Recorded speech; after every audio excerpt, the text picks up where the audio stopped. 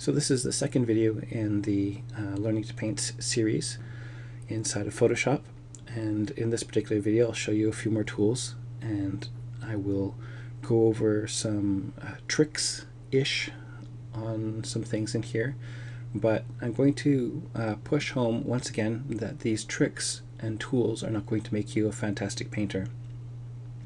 Tricks and tools are only really methods by which you can complete mundane tasks faster. It all comes down to understanding of core principles, elements, rules of light and materials, and it really comes down to just that. That's what you need to know to become a fantastic painter, but what I'm going to show you here is not that in at least these first couple of videos.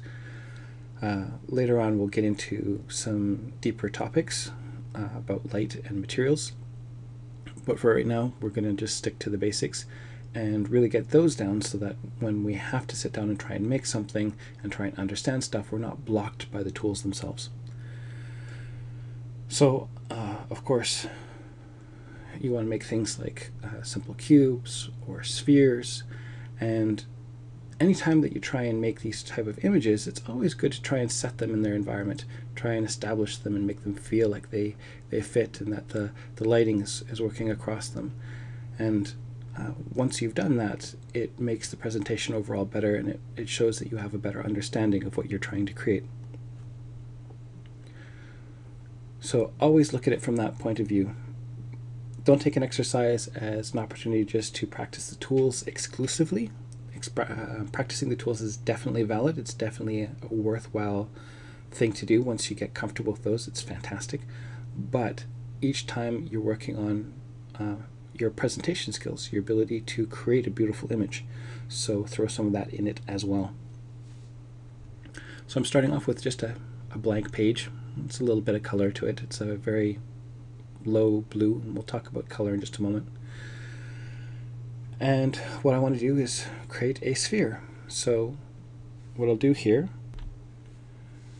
switch to circle here. I'm going to hold down Alt and Shift. Alt will draw it from the center, Shift will make sure it's a perfect circle. Combine them together to get something like that. And then on a new layer, and I use a lot of new layers, I'm going to go ahead and fill it with a color. Usually a good idea to just go with kind of a mid-tone, whatever it is you're planning to do. And where did my selection go? Reselect. There we go. And then Control D to deselect that. So there I have it.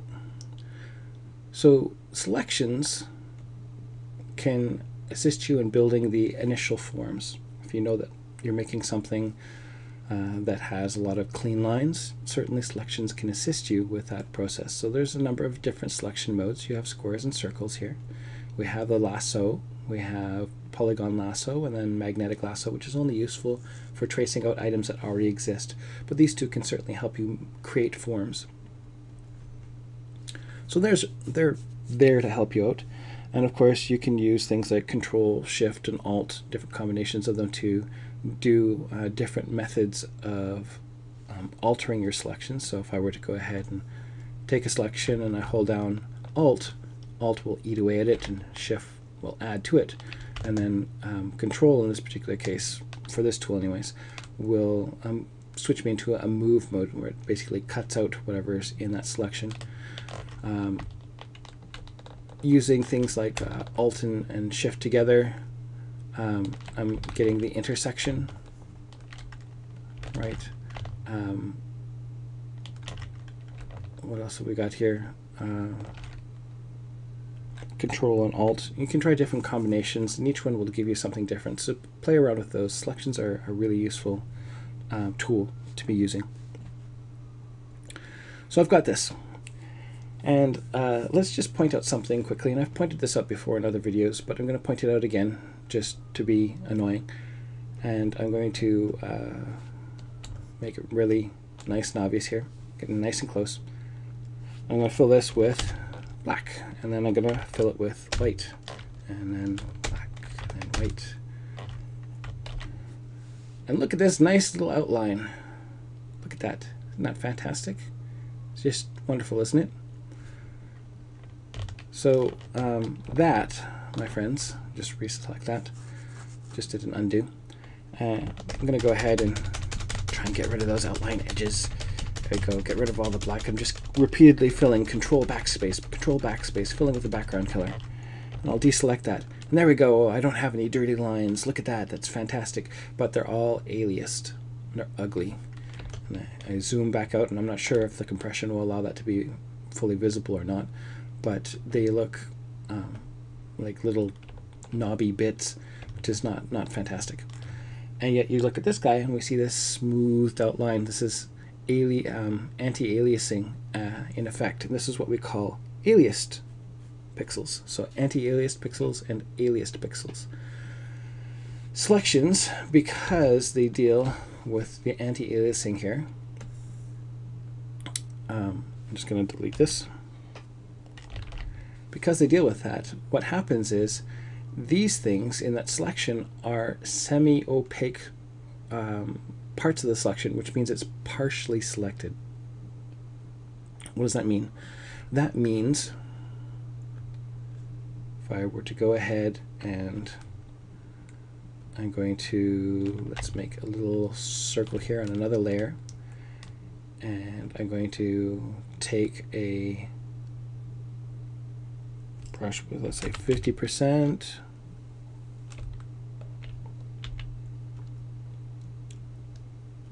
Let's make it solid, just like that.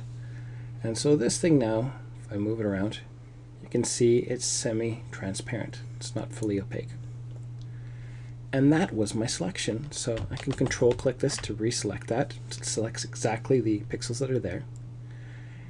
And if I go ahead and try and fill that again, wrong color, fill that again, it gets darker. But of course it's still semi there. And again, and again. Each time I fill, it gets more and more of that value in there. Now when you deal with these edges, some of these could be down to maybe 1%.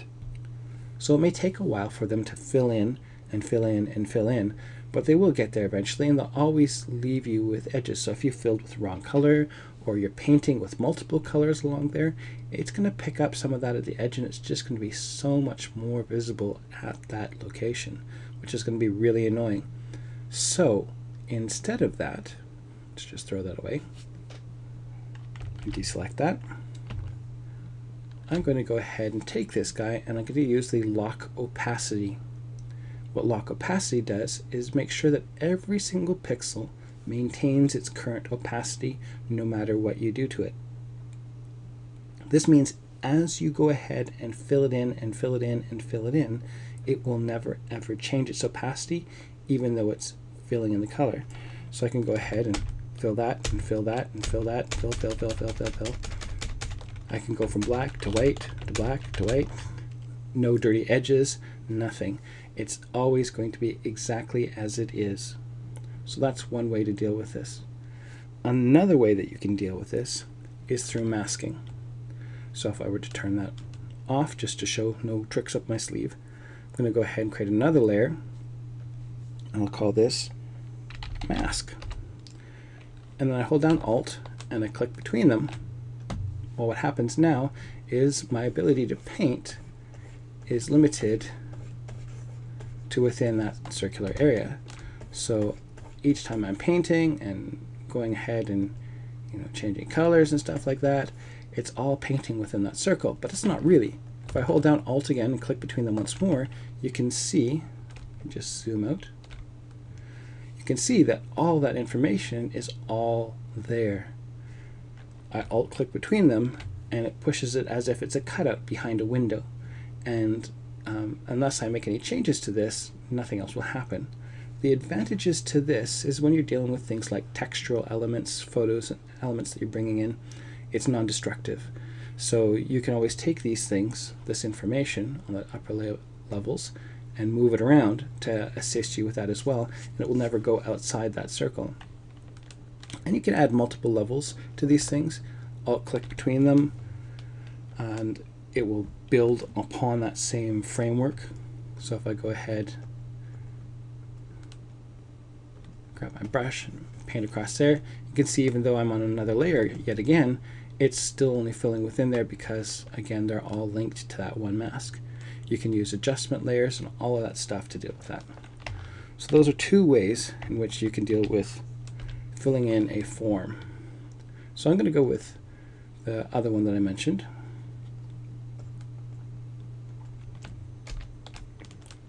And I'll use this and then just use this to my advantage. And I'll go here with a soft brush. So the soft brush, as I mentioned before, is one of those things that can be very unwieldy. It can give you really soft looking forms all the time. And this can sometimes be a very subtle advantage, as I have extreme control over this shape right now.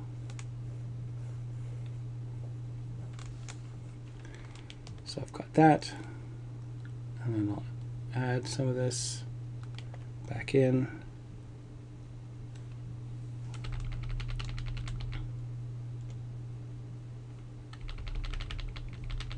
Just making my brush smaller using the square brackets here, tapping in multiple times, get a little dot. There I have a nice spherical shape. Now I have to think about its placement in the world. So its placement in the world, of course, means that if it's sitting on the ground, well, light is going to hit this ground, and this ground doesn't just absorb information. It would if it was completely black, but it's not. It's a very light color, which means it's going to splash a little bit color back up onto the surface. So I'm going to add some of that bounce light into there. And behind it, I'll go underneath, and I'll go ahead and, with a dark color, lay out a shadow. And the type of shadow that I put here is determined by the indication of what kind of light I am shining. So there's different kinds of shadows. There are shadows from big bold lights, and if this was a highly sort of reflective material, it has something like that. Just going to Alt drag that, so Alt and drag that layer, and it will duplicate it. Filter, blur, Gaussian blur, add a bit of blur to that. Just lower that a little bit. And I can take this and reduce it. I could even use different modes like color dodge here, reduce it that way. And that will give me a reflection that maybe feels a bit more like a visible light. I could put a bow or distort on it, but we'll talk about that later. And so if this was a rather large light, it's going to create a really soft shadow. And if, however, it is not a large light, it's a very small light far away, or a large light that's really far away and it's really powerful, it's going to create a sharper shadow. So I would have a sharper shadow to deal with. So let's deal with a sharper shadow. What does that look like?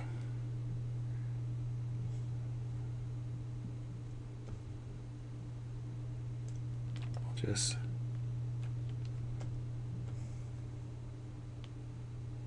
do something like that. Oops, fill it in with black. Press Ctrl T, right click, and distort.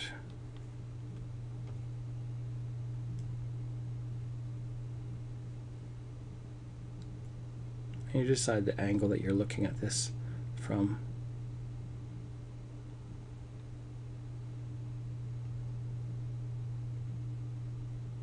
Say something like that. And I'm just going to take that in, maybe move it over, lower its opacity.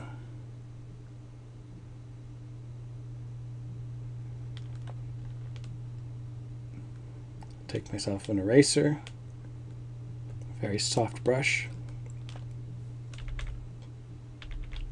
and soften that with maybe some external fill light that may be around the place. I'll go to my blur tool, which is normally the smudge tool, Just click and hold. And the further part of that, I'll go ahead and blur those areas. Just lightly pressing here, but firmly pressing back here. The idea is that the closer it is to the source, the more sharp the shadow, and the further it goes, the more blurry it becomes. And there we have it. We have this kind of element here, and then I can also combine it with the softer shadow. Sorry, wrong layer. Softer shadow for these areas where light would be bouncing all around if there's other ambient light around. So then I end up with two shadows here, one that's sharp that shows from the very distinct key light, and then other bounce light filling in this area, which would be ambient light, sort of filling in everywhere except for underneath this object. And that'll give me something like I expect. And then of course I can go ahead and do some other shading elements to this, considering environmental elements, such as if this was a photo, there'd be a little bit of vignetting, which is from the curvature of the lens. It causes shadows to appear at the edges, just subtle darkening. In the distance, if the light doesn't quite reach there, sometimes it gives a nice fade off, and it just looks nice. We can do all sorts of stuff like this just to make this presentation much better. So there we go, there's all of that. I'm just going to throw those away. Don't be afraid to throw stuff away. Once you've done it, trying it again, trying again, until eventually you get it to a point where you're really happy with it. And then it's just a practice exercise anyways, so just why not? So here we go. I'm going to go ahead and make a square. And again, on a new layer, fill that with color. I'm going to select the Move tool and show you another way to duplicate. So if you're in the Move tool, again, Alt. Instead of dragging from layers, you can also drag within the screen. You can drag out multiples that way. I'm going to take this guy, Control T again, right click, distort, and that will allow me to pull in a shape.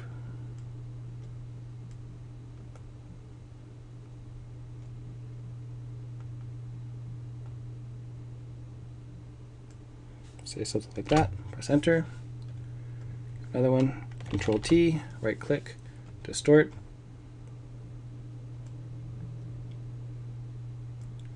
Down to there, there, trying to make a cube.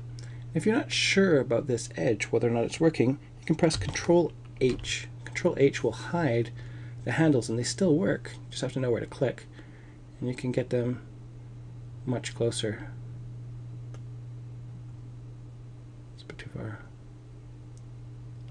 If you find that they're snapping a lot, mine are not because I've already turned it off, but this is under View, and then you have Snap, and then Snap 2, and it'll say different things.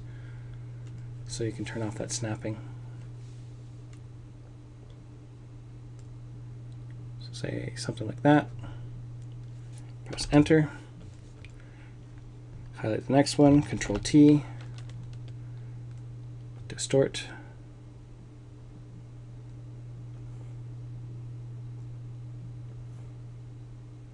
Certain angles when you start doing this can make this thing kind of explode. If you get too extreme an angle, sometimes it'll freak out and it'll look like it's not distorting. Just continue to work with it and eventually it'll pop back. Control H. Drilling in. Control H. There we go.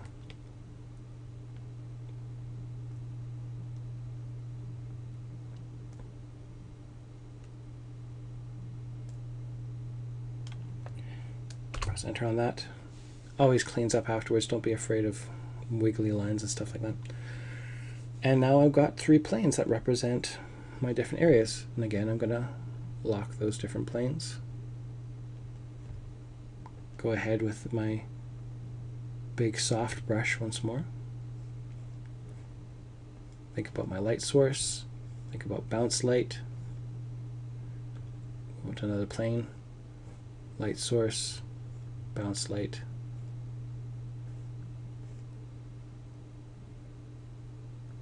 top.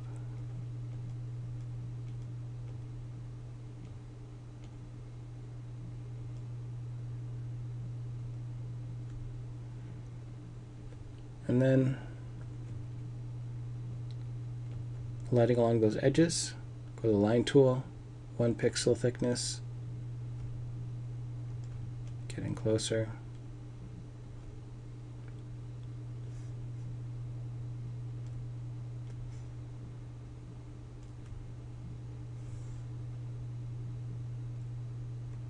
Something like that. And again, it's on another layer. I always put these other things on another layer. In the early stages, it's much better to do that so you have control. I'll soften it in the direction away from the light source. I'll set that to something like color dodge and then take down the fill. It's important to recognize that I'm taking down the fill, not the opacity. With things like color dodge and color burn and linear burn, etc., you want to work with the fill. Opacity is the final result. You just make it less opaque. It always ends up looking ugly with those kind of things. Opacity is about just changing layer opacity if you want something to be see-through. But when you're managing things like different layer modes, use fill. It will give you opacity if the only thing that it can do is opacity, or it will give you a difference in effect, as I'm getting here with regards to the light, where it respects all the lighting that it's trying to manipulate across the surface.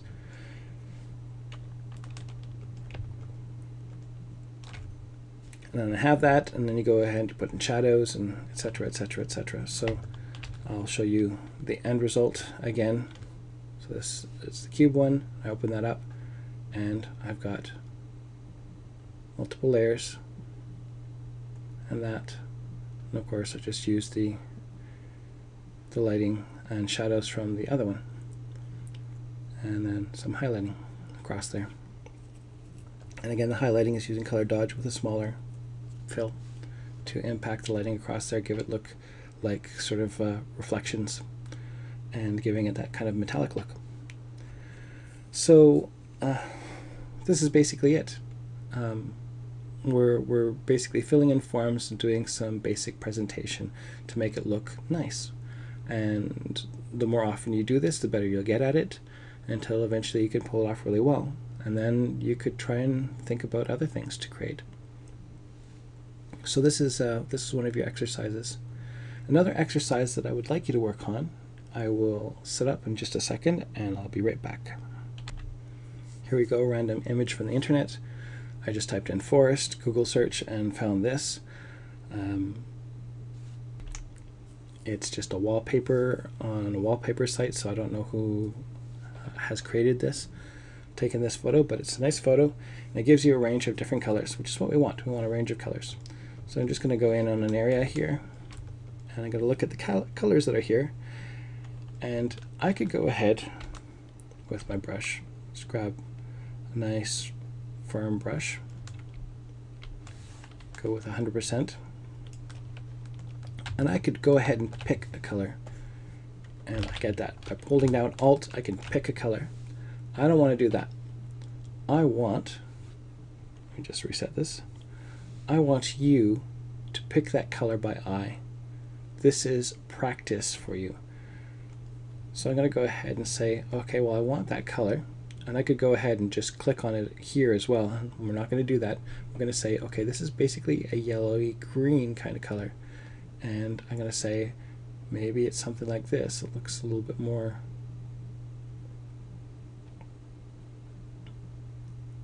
greeny to me. Something like that. And you lay down the color. Oh, not quite. Not quite in what direction? How different is it? If I lay that across there, it's actually really close to that value here, not so close to this value here. We're really close to that one, and that one is a little bit more yellow or a little bit more desaturated. So I'm going to go ahead and try bringing it down, a bit more yellow, and that's pretty close to that value. So there I go, there's one of my values. I'm going to go ahead and manually pick again. I like this color over here, so it's probably more of an orangey desaturated color. maybe a bit more red in it, less saturation. I'll lay it across there, so a bit more saturation, a bit more red.